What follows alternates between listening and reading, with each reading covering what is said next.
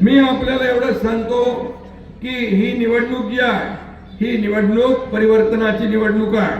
ही निवडणूक तुमच्या या देवळाली प्रवराच्या विकासाचा फैसला करणारी उद्याची निवडणूक आहे.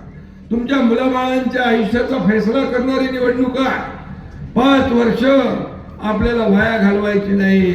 या भागाचा विकास करायचा असेल तर आपल्याला बाबासाहेब मुसमाडे हाच आपला नगराध्यक्ष झाले पाहिजे. यासाठी आपल्याला मतदान केलं पाहिजे आणि त्यांच्यासोबत पूर्ण पॅनल आहे, त्या पॅनलला मतदान केलं पाहिजे आणि परिवर्तनाची लाट या ठिकाणी आणली पाहिजे. परिवर्तन म्हणजे काय? परिवर्तन म्हणजे विकासाचं. आपला विकासाचा अजेंडा आहे, आपला खुर्चीचा अजेंडा नाही.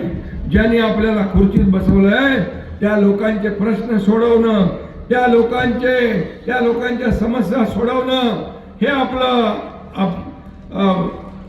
अजेंडा आहे.